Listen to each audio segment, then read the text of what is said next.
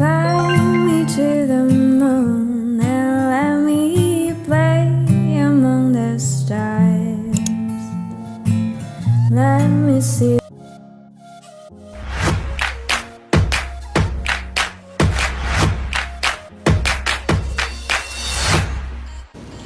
Assalamualaikum warahmatullahi wabarakatuh. Halo kawan-kawan semua, balik lagi nih ketemu sama aku Raisa Radiati di podcastnya Fimrer, Fikih Muamalah Kontemporer. Nah, kali ini aku tidak sendirian dan kali ini aku ditemani oleh teman lokal aku dari lokal B20 Ekonomi yang akan menjadi narasumber podcast aku pada hari ini. Nah, mungkin kita sapa terlebih dahulu narasumber kita. Halo Kariska, bagaimana kabarnya? Halo Kak Raisa, baik. Alhamdulillah. Kalau kakak nih gimana? Alhamdulillah baik. Oke, karena kita sama-sama baik nih. Jadi di podcast kita pada hari ini akan membahas tentang penerapan akad gadai di pegadaian syariah dan implementasinya. Wah, judul sangat menarik banget ya nih Kak pada hari Ya, iya dong Kak. Nah mungkin aku langsung aja nih sebagai pengantar terlebih dahulu, Kariska bisa jelasin nggak itu apa itu akad dan mungkin juga penerapan akad itu sendiri bagaimana? Oke, jadi aku jelasin dulu ya Kak sebagai pengantar kan. Jadi untuk penerapan akad itu akad berarti perjanjian, perikatan, dan permufakatan. Nah, Ibrahim Fadil Al-Dabu dalam penelitiannya menyatakan bahwa akad secara etimologi dipergunakan untuk beragam makna yang seluruhnya bermakna al-ribet, yaitu keterikatan, perikatan, dan pertalian. Akad dalam pengertian bahasa Indonesia disebut kontrak, merupakan konsekuensi logis dari hubungan sosial dalam kehidupan manusia. Hubungan ini merupakan fitrah yang sudah ditakdirkan oleh Allah ketika menciptakan makhluk yang bernama manusia. Karena itu, akad dimaksud merupakan kebutuhan sosial sejak manusia mulai mengenal arti hak milik. Islam sebagai agama yang komprehensif dan universal memberikan aturan yang cukup jelas dalam akad untuk diimplementasikan dalam kehidupan sosial pada setiap masa. Ada betul-betul ya. Gak apa-apa Kak, tapi bisa dipahami ya bisa. Mungkin aku boleh lanjut gak nih? Ya, boleh banget. Nah, masih di awal kan tadi. Nah, mungkin menurut kakak apa sih pengertian atau definisi dari akad gadai itu sendiri? Oke, akad gadai. Oke, sebelum penjelasan yang nantinya, aku jelasin dulu sedikit. Jadi gadai adalah menyerahkan benda berharga dari seseorang kepada orang lain sebagai penguat atau tanggungan dalam hutang piutang. Sedangkan brok, itu ada disebut dengan brok, adalah benda yang dijadikan jaminan dan dapat diambil setelah hutangnya terbayar. Jika waktu pembayaran yang telah ditentukan telah tiba dan hutangnya belum dapat dibayar, maka brok ini digunakan sebagai ganti, yaitu dengan cara dijual dan hasilnya digunakan sebagai bayaran, dan jika ada kelebihan dikembalikan kepada orang yang berhutang. Oh, begitu ya Kak. Bagus banget nih penjelasannya, kan bisa dipahamin. Oke, selanjutnya di sini aku boleh minta jelasin ya nih Kak tentang sedikit mengenai pegadaian syariah, karena di poin utama atau judul kita mengangkat tentang pegadaian syariah. Oke, bisa banget. Pegadaian syariah yaitu di mana adanya perjanjian musyarakah dengan sistem bagi hasil antara perusahaan pegadaian dengan Bank Muamalah Indonesia atau BNI untuk tujuan melayani nasabah Bank Muamalah Indonesia maupun pegadaian yang ingin memanfaatkan jasa dengan menggunakan prinsip syariah. Dalam perjanjian ini, Bank Muamalah Indonesia memberikan modal bagi berdirinya pegadaian syariah. Karena untuk mendirikan lembaga keuangan syariah, modalnya juga harus diperoleh dengan prinsip syariah. Sedangkan perum pegadaian yang menjalankan operasionalnya dan penyedia sumber daya manusia dengan pertimbangan pengalaman perum pegadaian dalam pelayanan jasa gadai. Oke, baik. Boleh dilanjut nih Kak, aku mau nanyain lagi. Tadi kan baru pengantar nih. Semoga kawan-kawan semua pada paham apa yang dijelasin ya dari Kariska. Soalnya sudah panjang lebar nih dijelasin tentang ya pengantar tadi. Karena sudah pengantar, boleh dong aku minta jelasin lebih rinci lagi apa itu dari rinci tentang akad gadai syariah dan ataupun penerapannya. Oke. Jadi gadai syariah dalam fikih muamalah dikenal dengan kata pinjaman dengan jaminan yang disebut ar-rahan dalam bahasa Arabnya, yaitu menyimpan suatu barang sebagai tanggungan utang. Ar-rahan atau gadai menurut bahasa berarti as-subut atau al-habs yaitu penetapan dan penahanan. Ada pula yang menjelaskan bahwa rahan adalah terkurung atau terjerat. Di samping itu juga rahan diartikan pula sebagai bahasa dengan tetap, kekal dan jaminan. Jadi menurut istilah syara yang dimaksud dengan rahan ialah menjadikan suatu benda bernilai menurut pandangan syara sebagai tanggungan utang. Dengan adanya benda yang menjadi tanggungan itu, seluruh ataupun sebagian utang dapat diterima. Nah lanjut, menurut istilah syara, ar-rahan terdapat beberapa pengertian diantaranya. Yang pertama itu adalah gadai atau ar-rahan adalah akad perjanjian pinjam-meminjam dengan menyerahkan barang sebagai jaminan utang. Yang kedua, gadai adalah suatu barang yang dijadikan peneguhan atau penguat kepercayaan utang piutang. Nah, yang ketiga, akad yang objeknya menahan harga terhadap sesuatu yang mungkin diperoleh bayaran dengan sempurna darinya. Nah, ar-rahan dalam hukum Islam dilakukan dalam sukarela atas dasar tolong-menolong dan tidak untuk mencari keuntungan. Sedangkan dalam hukum perdata di samping berprinsip tolong-menolong juga menarik keuntungan syariah sistem bunga atau sewa modal yang ditetapkan di muka. Sedangkan dalam hukum Islam tidak dikenal bunga uang. Dengan demikian dalam transaksi di rahan atau gadai syariah, pemberi gadai tidak dikenakan tambahan pembayaran atas peminjaman yang diterimanya. Nah, namun demikian masih dimungkinkan bagi penerima gadai untuk memperoleh imbalan berupa sewa tempat penyimpanan, yaitu barang atau jaminan dari gadai tersebut. Nah, sedangkan pengertian gadai atau rahan dalam hukum Islam adalah menjadikan suatu barang yang mempunyai nilai harta dalam pandangan syara sebagai jaminan yang memungkinkan untuk mengambil seluruh atau sebagian utang dari barang tersebut. Nah, mungkin itu dulu Kak. Oke, baik, sudah jelas banget nih. Kariska menjelaskan panjang lebar mengenai. Ada minum gak nih Kak?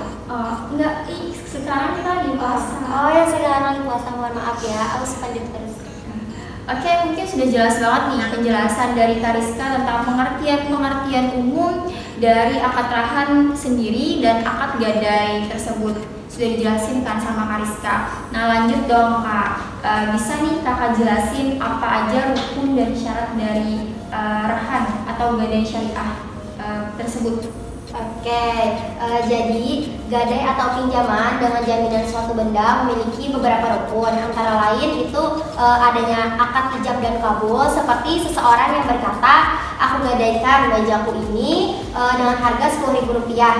Dan yang satu lagi menjawab, aku terima gadai mejamu seharga Rp10.000.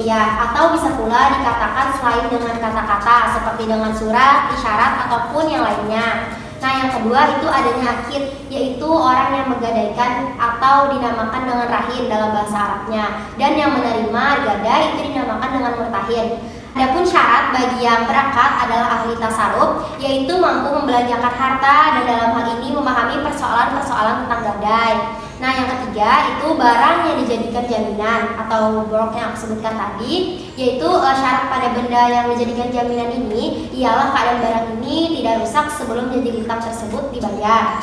Nah yang keempat, yang terakhir itu ada utang, disyaratkan keadaan utang tetap seperti di awal gitu. Selanjutnya dalam menjalankan gadai syariah, pegadaian syariah harus memenuhi rukun gadai syariah. Adapun rukun gadai syariah itu yang aku ketahui ada 5. Yang pertama itu ar-rahin, yaitu orang yang menggadaikan tadi, orang yang telah dewasa, berakal dan bisa percaya dan memiliki barang yang digadaikan. Nah yang kedua itu ada al-murtahin atau orang yang menerima gadai. Syaratnya itu orang atau bank atau lembaga yang dipercaya oleh rahin untuk mendapatkan modal dengan jaminan barang atau gadai tersebut. Nah yang ketiga itu ada al-marhun atau barang yang digadaikan, barang yang dipergunakan rahin untuk dijadikan jaminan dalam mendapatkan utang. Nah yang keempat itu ada al-marhun bih, yaitu utangnya sejumlah dana yang diberikan murtahin kepada rahin atas dasar besarnya taksiran marhun. Nah yang kelima, yang terakhir dari rukun gadai syariah, yaitu ada sigot, yaitu ijab dan kabul. Nah, selanjutnya kesepakatan antara rahin dan murtahin dalam melakukan transaksi gadai pada dasarnya penggadaian syariah berjalan di atas dua akad transaksi, yaitu akad rahin dan akad ijarah. Mungkin nggak bisa aku jelasin di sini dulu. Kita langsung aja lanjut ke persyaratannya nih.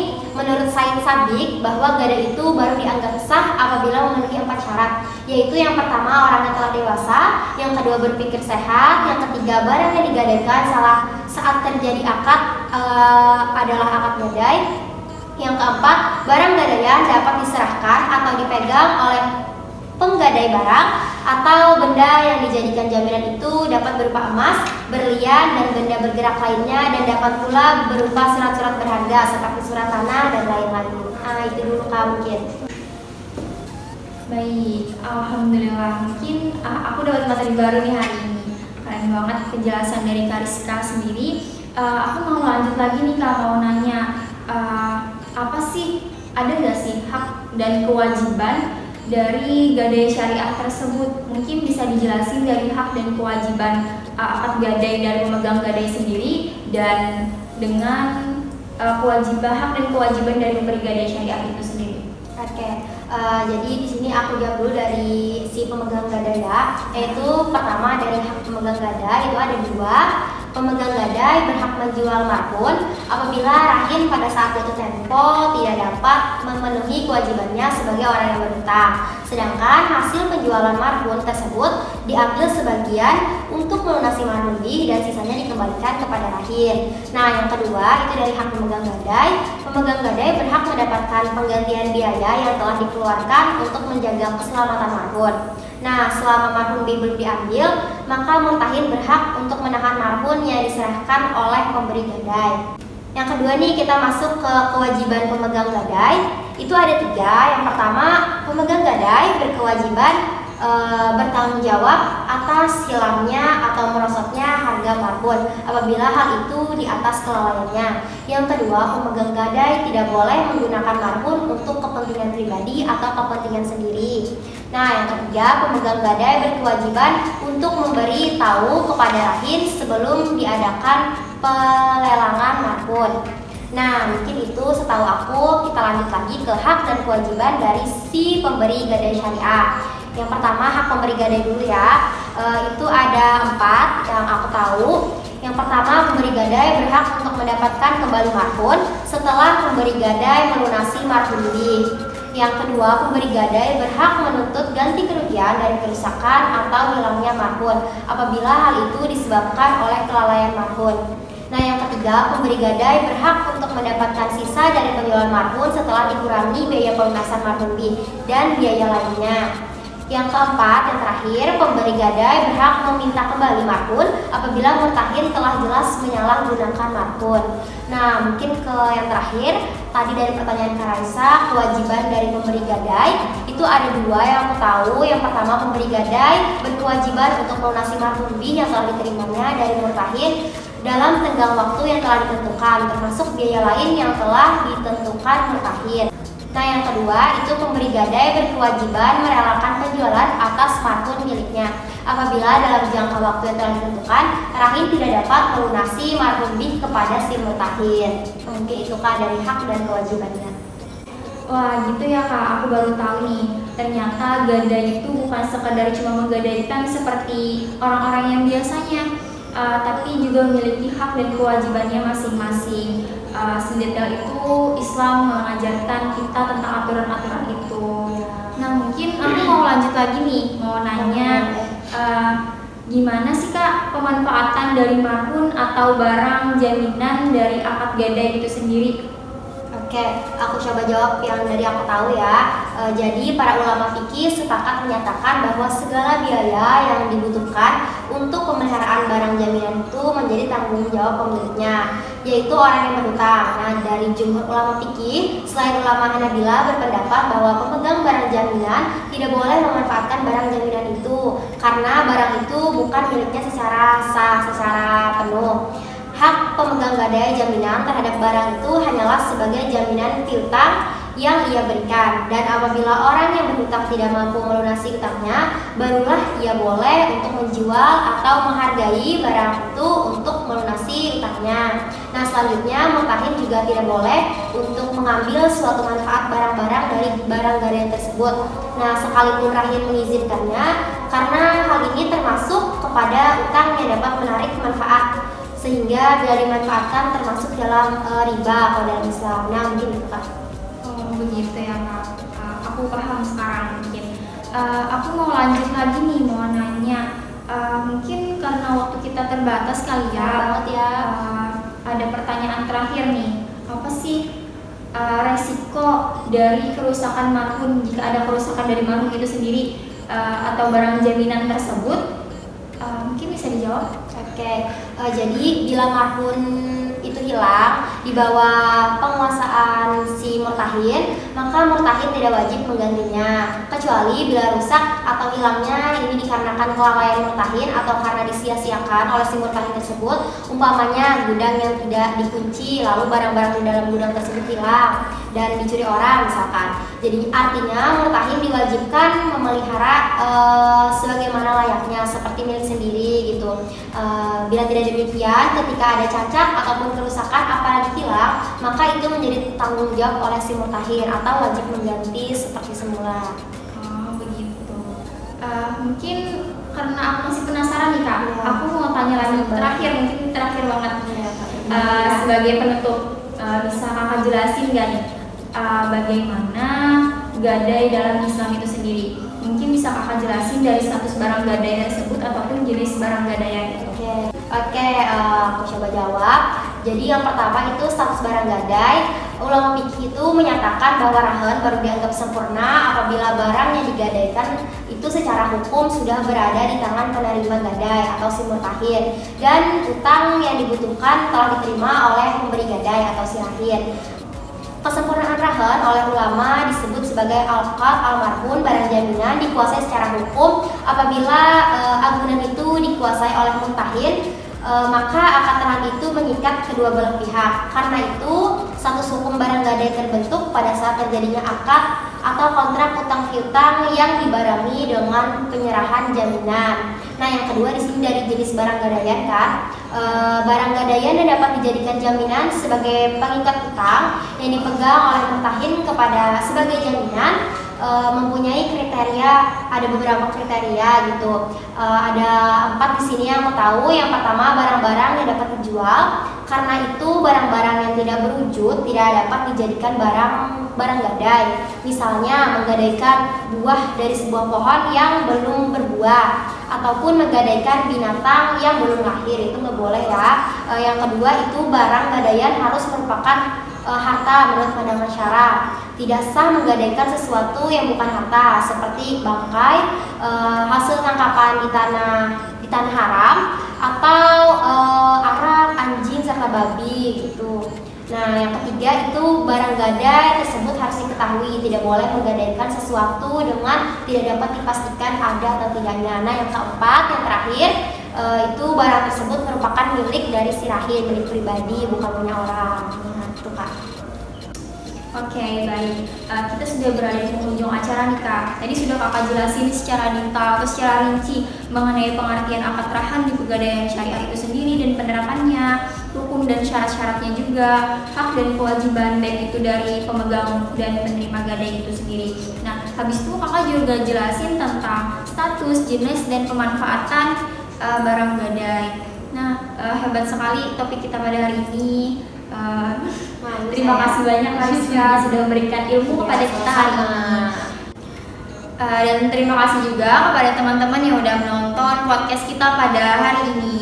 Sebelum aku mengakhiri podcast hari ini, kalian jangan lupa untuk like, comment, dan subscribe channel ini. Nah, dan boleh juga nih bisa di follow IG dari narasumber kita yang hebat kali ini. Apa tuh nama IG-nya Kak? Bisa dilihat di bawah sini ya, nanti aku taruh di sini.